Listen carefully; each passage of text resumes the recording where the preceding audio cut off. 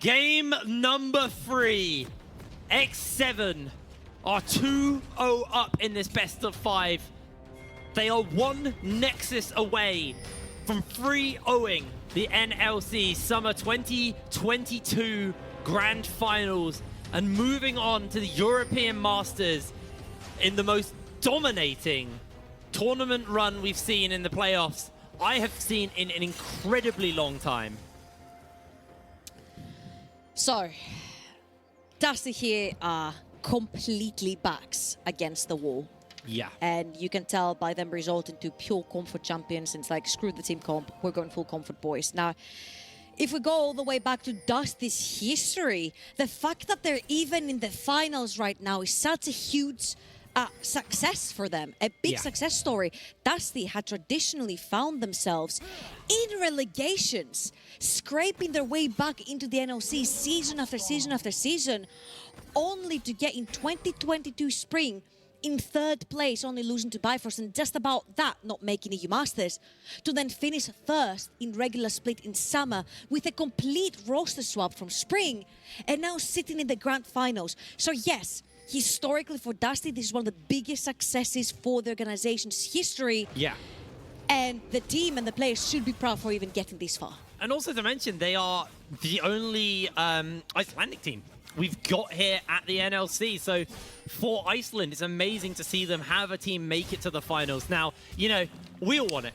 We want the reverse sweep, or it to go all the way to 5. I know all of our viewers in Iceland, including the president, by the way, is going to be have his eyes on this, and hopefully for them, Dusty can make it happen. But we'll get into that as we look at this top lane here. Chasey versus Kerberos, a lane that has been very, very Chasey favored the entire time. And considering the fact that Chasey came in and had... Oh, okay, I should think about that. Junglers, not ships crossing in the night, very much in the daytime. And Linkus, while Graves is not great at ganking, very good at bullying around enemy oppositions and dueling early. And this is very important. It stops Viking doing what he did so well in the first couple of games and just supporting his lanes. Oh, but look who's moving from top lane first. So it's Chasey moving first from the top lane, but it's Buckland moving first from the mid lane. So both junglers feeling pretty comfortable to have a second person there. But again, I love how you mentioned it. Graves is so freaking sleeper, and he's so good at taking these 1v1s in the jungle, and Viking, he's just running circles around his camps. Yeah, well, Viking trying to look for the combo, but he dodged it.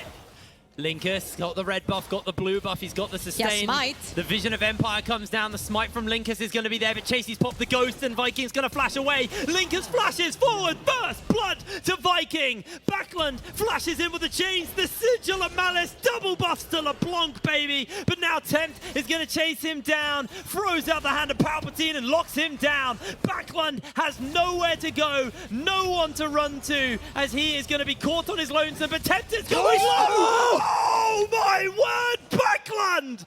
Kane turns it around.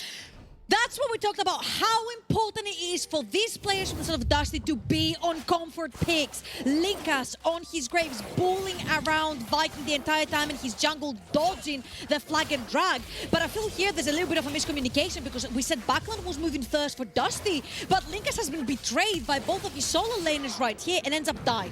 And Backland on this LeBlanc, permaban over in spring, very respected in summer. But what happened there was effectively a invade in 2 parts, where you see Linkus invading and knows that he isn't going to get his solo lanes there first. He waits until they're a little further back to get back to lane and then goes again. But it doesn't mean his lanes magically have prior. His lanes are still running there, but they're still behind the X7 ones. Linkus chooses to buy into that. And somehow they brawl their way into a 2-for-2 with a lot of that gold going to the LeBlanc, and that's great, don't get me wrong, but that was messy. They are bringing 3 people into mid lane just to threaten Backland, but this does mean that now Attila has to be careful. Caught by the Graviton, the hook goes wide from Stend though, and Attila just about survives that. Little bit of a miscommunication right there between Den Voxney and Sten. It would have been a guaranteed hook right there, because that was a really nice Graviton landed by Den Voxney, but they might have around 2. The Ignite is ticking. It looks like Attila should just be able to survive this thanks to the shields from Kasing. The Linkus is maybe fishing for a cheeky kill, but now both of the summoner spells burn from the side of Attila and only an ignite from Stend. I'm just honestly happy to see some fire and some spark coming out of Dusty. Invading in the early game, Linkas playing around with Viking in the jungle, Backland diving in to get these kills. Bot lane wants to fight as well. This is the best of series that we expected to see start to finish, and at least Dusty are showing some signs of life. And I just wish we could have seen more of this in the first 2 games, because this is what we want to see from Dusty. It's a little late into it, but they're starting to show up. Now, that doesn't mean that X7 is suddenly like, oh no, we're 1,000, 2,000 gold behind. They're still going punch for punch, and X7, credit to them for, once again, having really strong early lanes in the first couple of levels to make sure that that invade wasn't like a game-ending play where suddenly the Jarvan is out of the game.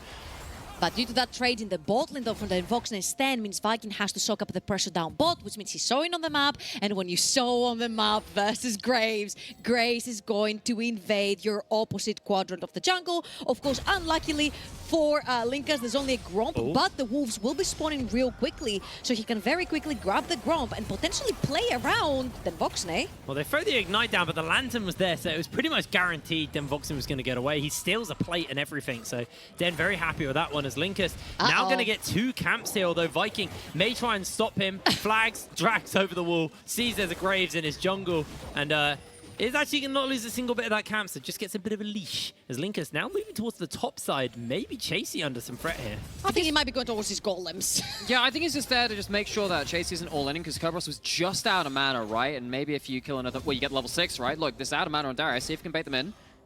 He's not letting him crush it though, and Viking is also heading towards the top side of the map. Linkas' presence right there is actually all needed to crush that wave. Very nicely spotted, Nightmare. But so far, Dusty is ahead in the lane. 2 CS up for Kerberos. Backland is ahead in CS as well. And then Voxney just about now is falling behind because there's a wave pushing towards him. So far, Dusty have been holding their own in laning phase versus X7, and that's a very important step 1. And a lot of this is now very important for Backland, who is on his LeBlanc, a signature champion for this player, 2 kills. And now, my understanding of the matchup is that LeBlanc is not great into Swain. I'm going to lean on your experience here, Jake, because you're a bit of a LeBlanc care. But how much gold do you need to be ahead of a Swain, do you reckon? Is 2 kills enough to make you feel better about the game? I think, especially on the current patch, no. Weirdly enough, this is actually a matchup I don't actually play all that often. I just don't get to see it all that much. Yeah. Normally when Swain gets picked, I don't typically pick LeBlanc. That's what I was wondering. So I was like, every time I've seen it in Pro, I'm like, huh, this seems a bit unplayable. And there's worse matchups. I think if they'd picked Talia here, this would have been just giga pain. But they decided to go towards the Swain. I think it does lean towards the Swain, especially when you've got the scaling aspect, the amount of kind of interrupt he can run, as you can see there. Getting those 2 kills early is going to be nice to Backland. He has got that level advantage, but realistically, you do need to do more, and he's got himself a Graves, so he's going to have an aggressive jungler, and you pick LeBlanc to play with your jungler. You pick for that 2v1 or that 2v2 very aggressive playstyle. And I think I wouldn't be surprised if Backland's target actually around the fights is a Viking, trying to push away the Smite holder, especially when it comes to these Dragon and Herald fights, which both teams have shown they're very willing to take very early on. Taking Viking out of the fight, having no Smite for X7. Oh, Flash comes in, Lantern's there, they get a knock Viking! A dunk from Viking! And it's turned beautifully! Den Voxney! He's got the chakrams! Den Voxney with the hero play! 2 kills to him! And it's just an absolute slaughter in the bot side! And you know what? For a couple of games, it's been a little bit quiet on the other side of the room, but look at that! What a wonderful turnaround by Den Voxney, who screams out an approval over from the Dusty camp. And honestly, this looked pretty grim, especially when Viking dives into... That was double knock-up into full Cataclysm, 3 people, but because of the chakrams onto Den Voxney, he had the right gun to turn around the damage, and when 3 members pile up on top of each other, this weapon really hurts. And that is actually the perfect... He just screamed soothe. That is the perfect 3-weapon switch for Aphelios, by the way. It's at level 6. You go from the Severum, which stacks up your chakrams. You go straight into the Calibrum. You get rifle turrets. You get the ability to auto-reset. You got your ult in there, too. That is a perfect Aphelios turnaround play by Den Voxney. Really well played. And I just want to remind people that early on we had a highlight reel of Den Voxney, and this guy used his Gravitum ult. He flashed forward into 5-man Moonlight Vigil with Gravitum to even engage for his team in the past.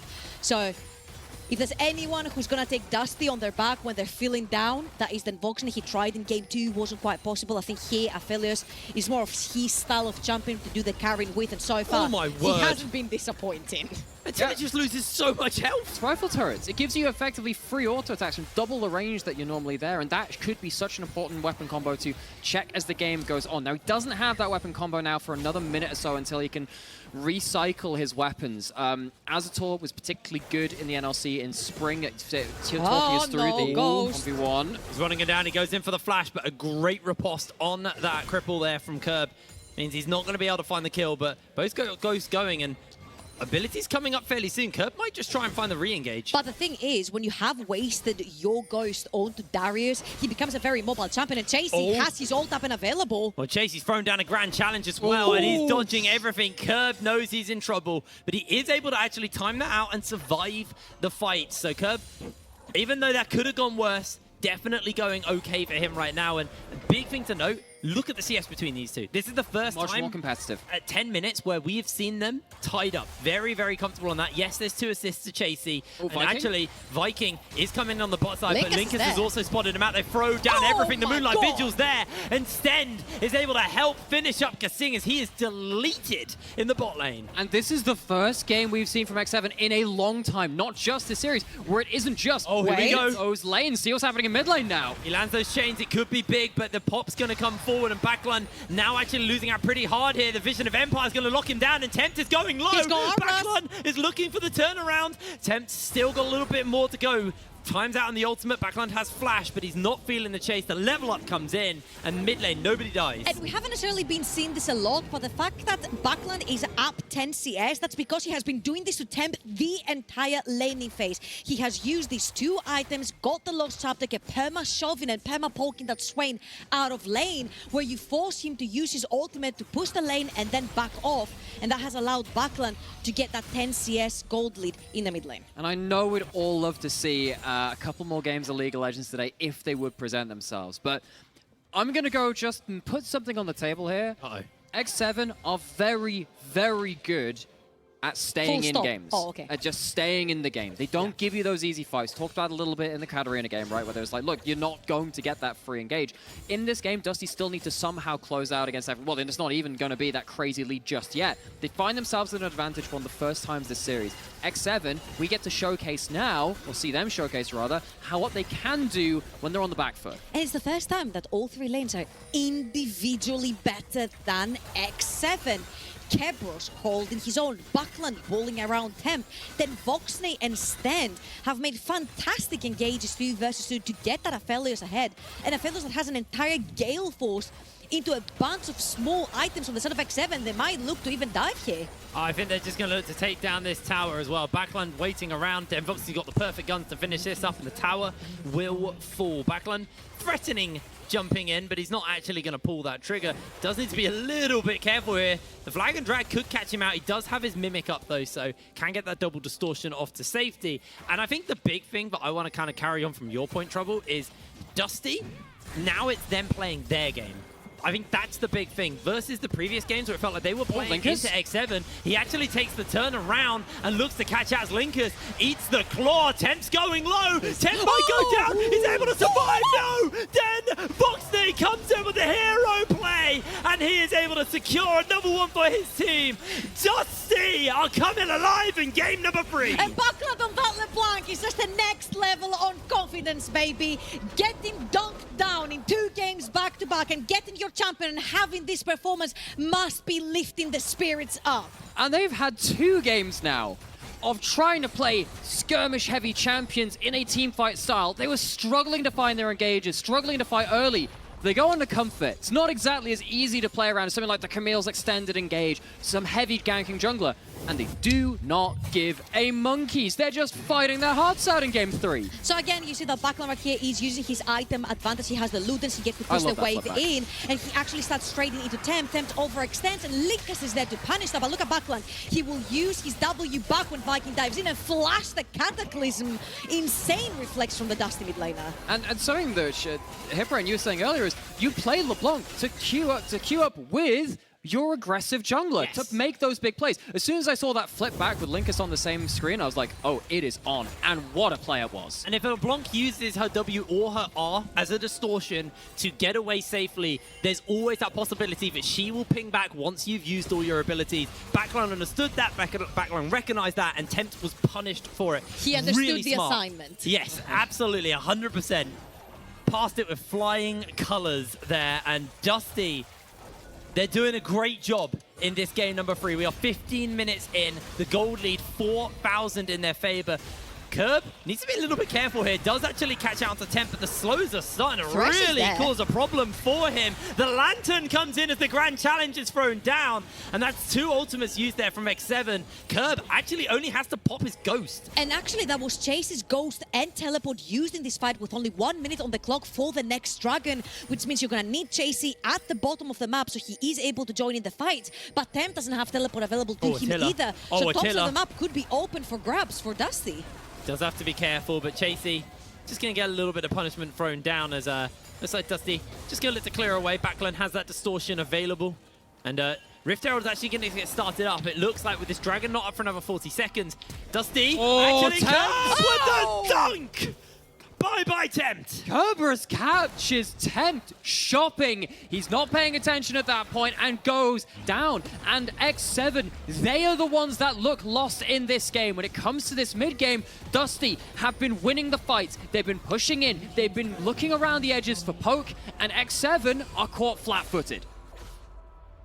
Such crisp play here from Dusty. We criticized them. We were very outspoken about how they looked lost, how they were being indecisive in their plays. They have picked for themselves. They understood what they need to do this game, and so far they are executing on that. But I do want to quickly hop back. Nomira, you did mention that X7 are very good at staying in the game, so that's something we always have to kind of keep in mind. But if this game does go Dusty's way, all they need to know to do is pick self-sufficient laners. Kerberos keeping his own, Backland doing the same, then Vox instead, and all Linkus has to do is just fall for that late-game Graves damage, but now X7 are thrust into this pit, and Dusty have no reason going in. And they have their ultimates back. They have most of their summoners. They have the tools to fight this. Actually so far ahead of Dusty that their objective bounty's in play, and X7 snap one up. Yeah, they're going to start the Rift Herald down in the mid lane, but I don't know if they realized the tower was down or not, but should still be able to get the charge out of it.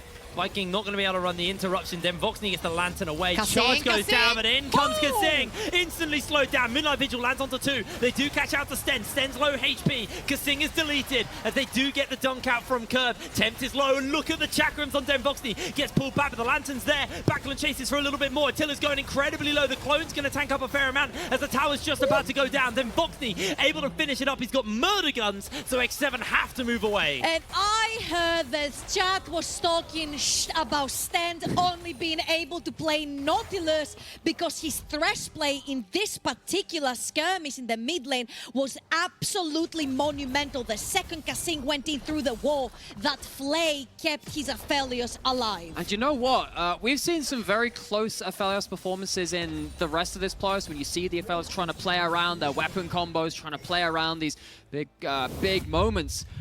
They haven't worked out for the most part in the 1vx scenarios, but looking at how confidently Den Voxney plays, this was disgusting from the Aphelios. I think that play from Stand is what saved the entire team fight right there, keeping that Aphelios alive. Then Voxney was playing the front like he grabs him back with the Lantern. He does the same thing again. It allows then Voxney to play so aggressive, and Thresh is a champion that never really comes in mind for a ban because it's so niche, and it takes away so much of that engage that something like a Nautilus, a Leona can provide to your team, but here Stand, he's just making it work. And he's always the perfect champion for the likes of Aphelios. Yep. We always see it with him because of the safety he provides, and it is giving Den Voxney the breathing room to take over any fight he gets his hands on. It also gives you the extra mobility, that extra safety. Playing an immobile AD carry otherwise into a Jarvan kind of sucks. We know that. We've seen that with Sivir, we've seen that at Aphelios, but the Thresh gives you that extra kind of room for maneuver, and that, if that continues to be a threat, maybe X7 have another bot lane they need to be worried about. And to be fair, the third ban has been the thing that they have been rotating around, had it been the Rakan, had it been the Xin Zhao. So It could be something in their minds. If we do end up going into game 4, the third ban in the first phase could be that thresh. Yep. So you can allow the Aphelios to go through, but then he doesn't have necessarily all the help from the thresh coming in. But again, this is the first time Dusty find themselves in a gold lead in this series, and that's so important. 5,000 gold for the Icelandic Org for the first time. And this is now kind of coming back to the nitty-gritty of the game. I think Dusty have now reached a break point where normally Dusty have problems with not having engage. Yeah. This is not really an issue now because you are so ungodly fed on this Aphelios. He is pushing so hard into your lanes that you have to respond to him. He doesn't have to engage. His team doesn't have to engage. You have to answer him. Look, Dusty just have free reign on the map. Chasey's being chased as he is trying to run away. Sten looks at the hook. Great riposte does come down as Backland now is on the receiving end of a couple of people. No Backland way. actually able to flash away from the Cataclysm. The red buff slowing him down. Dodges out on everything. Actually almost finishes up Viking. 3 members of the side of X7 have been pulled up here. And now Curb trying to see if he can take this fight. Gets the pull back on to Chasey. The dunk, the bleed out. This should be the end of days. The burning is going so low. Curb able to finish him up. Linkus will not be going down today. And again, look at the pressure in the top lane from Backland. Gets 2 members of X7 towards the top side of the map. 3. Meaning 3 even. And then the bot side of the map is absolutely up for grabs from the side of Dusty. Backland, he is looking. I think that was smart by Backland not to go for that. As much as I wanted to see the LeBlanc one-shot, it was probably smart. But just to quickly return to something which, again, has been one of my big things I talk about X7, they normally play very well defensively. They keep themselves in the game, and they are probably now waiting for a team fight where Attila can come online, because actually playing around the split map has been a bit rough. Attila, though, he's on the offensive. Yeah, Sten may just be going down Backland's curse. that was on another Sorry, level. mate, you're on your own. Oh, I can't believe you did him dirty like that, Backland. So just to add to your point, Navarra, I completely agree, because X7 are a team that have lost literally only 1 game in the entire playoff series. Yeah, one to buy for us. So when no team have been able to take a game off of them, so you can study how games are taken off of X7, how in the world do you know how X7 lose? But so far, drafting Comfort, I think, is pulling the spirits up from the side of Dusty, where they're playing their best game, and that's all they need at the moment to at least get that gold lead. Well, let's talk what's actually been going on in the item department, because Den Voxney, he's been sitting on that Bloodthirster and here we go. the Gale Force for a while. I might have to hold that, because Uh-oh. Curb might be losing. Oh! Chasey, what? He's deleted! Okay, had anyone else expected that damage? Because I didn't. I mean, I was like, he doesn't have anti-heal, so this is actually going to hurt. Yep. Nope! oh gosh, the second item hit by Kerberos, and he starts flexing the muscles in that matchup. It buys time on the sideline. It buys space on the other side of the map. No. Dusty have perfect weapons to shred the Baron. Yeah, going to start it up as well. Viking, can he make that hero play happen? He has been playing so well today. He needs to make it happen. They do catch out onto Denvoxy, but Denvoxy's untouched. A 3-man Cataclysm does come out for the moment as Backland jumps in, able to delete himself a kill onto Tempt. Baron back to business. Attila untouched in the meanwhile, though, as he does throw out the W. The flash comes forward. The hook goes wide. They do try to finish off Attila, but he's able to survive. Teleport coming in from Chasey. Baron has been secured for the side of Dusty, and they can go back to base, all 5 members strong, and set up to take some objectives. And once again, how bad do you have to feel for anyone on X7 diving into Dusty? Once again, Kasing flashes into the enemy team and doesn't find enough. Once again, Viking is trying to find the targets, and he doesn't find enough. X7, they are struggling by running straight down the throat of Dusty's team comp. They do have a very small window, though, because right here, then Voxner also burns his flash. But you see, in this particular one, he has the perfect guns to shred down the Baron, but to also teamfight when members of X7 are running straight into him.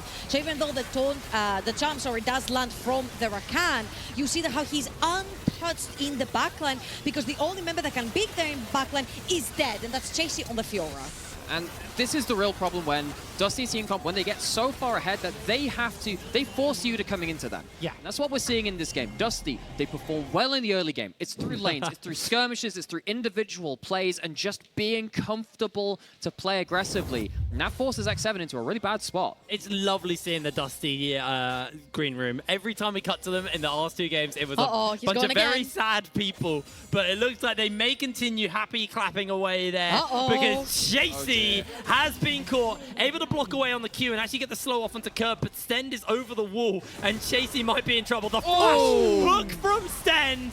Down he goes. It's going to be a dunk from Curb to secure this one up. Chasey bleeding out, running away, but then Voxy will chase him down. He's got a sliver of health, 24 HP for Chasey. He's making the grand escape, but then Voxy will continue to chase him down. Stend will look for the hook. Chasey jumps over the wall as he bolts towards the tower. But he is probably in execute range unless then Voxy can finish him up.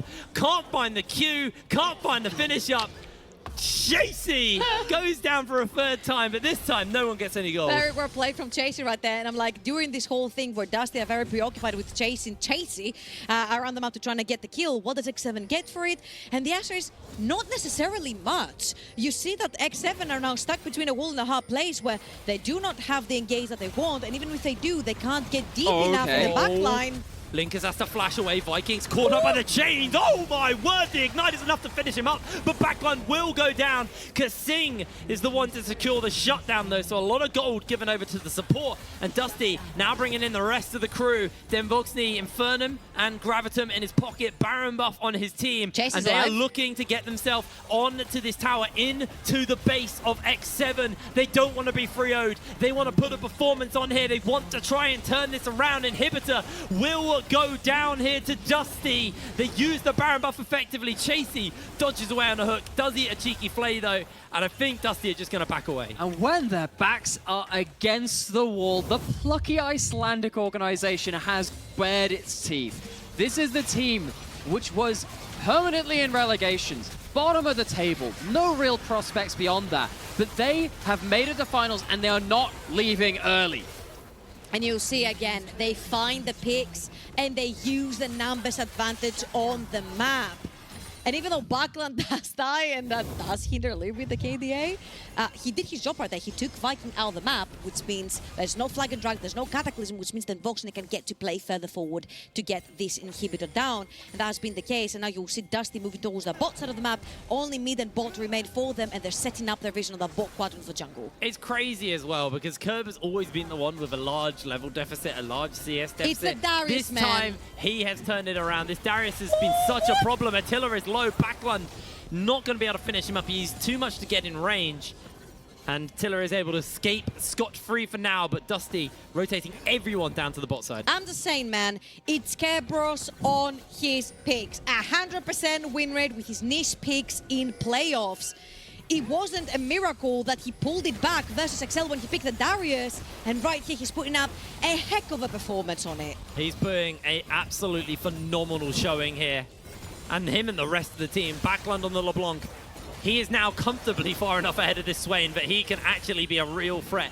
You've got the threat of Denvoxny, and we're actually going to see a whole bunch of ultimates get popped there. Kasing's trying to find himself a kill onto Curb, but Curb's too tanky, and now Temp's been pulled in. Another hook comes in from Sten. Curb has to flash away. Chasey does pop himself the grand challenge, and it looks like Curb's going to be able to get away. The Ghost has been popped. The hook again from Sten lands as he flays himself into the middle of the fight. Backline is dunked down by Viking and taken out as X7. They find a second wind in the middle of this fight and are able to send Dusty packing from the siege, but Denvoxny with the murder guns is just too much for them to bear, so they're going to back away. There's TP on Temp. I mean, flashbacks to the Astralis series. When you go down towards this bot lane inhibitor, X7 come to play.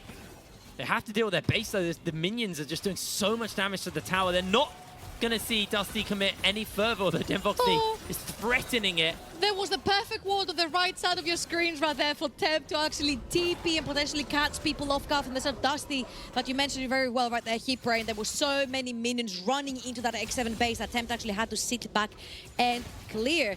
And I feel like there was a little bit of a whoopsie misexecution right there, because the second Denvoxny throws out his Moonlight Vigil, Kerberos pulls away the target that the Moonlight Vigil lands on, so the splash damage doesn't get to hit a lot of people, which means that Dusty need to do what this composition does really well and kite backwards. Really solid stuff. 28 minutes on the clock. The gold lead, phenomenal. 7,000 for Dusty here. as Dusty are looking to turn their attention towards this Baron. Voxney now 3 items, Infinity Edge there, got an extra crit cloak, just for a little bit of added spice. As the Baron goes down, and that is the second one over to Dusty. The teleport from Chasey, wasted, frankly. Joins way too late, and with the Dragon spawning up as well, Dusty can turn their attention towards their 3rd Drake of this game. And X7 now starting to scratch their heads and run out of options, to be completely frank with you. And honestly, in the current meta, Baron taking speed has increased so much. Aphelios is one of the fastest in the game too with the right weapons. It means that you're not wasting time on the Baron, then having to reset to regain HP, then go back towards the Baron. They take the Baron, they take the Dragon, they sweep the map, and they set up for what should be a death blow versus X7. And again, their champions are so good at peeling backwards from the likes of Rakan, from the likes of a Jarvan, that you can have 2 lanes that are pushing in at the same time and have them both being safe. Especially when you have a Thresh hovering around behind the wall, ready to bail you out from potential engage. That is so huge. As you'll see, Backline is going to hover towards the top side of the map, looking for picks, making sure that this wave that's crashing the tower right now is being baroned up, whilst the rest of Dusty are going to take care of that bot lane. Sing. That is a scary amount of damage, and then Voxney is untouched. The Moonlight Vigil is enormous. That's going to be the double dunk coming in, and Den in the middle of everyone pops the stopwatch. Kill secured by Backline. Attila caught out by the chains. Double chains, double damage. Curb pulls back into the hook, into the dunk, into the game over. It's not going to be a 3-0. Dusty fights back. All it took was comfort champions Dusty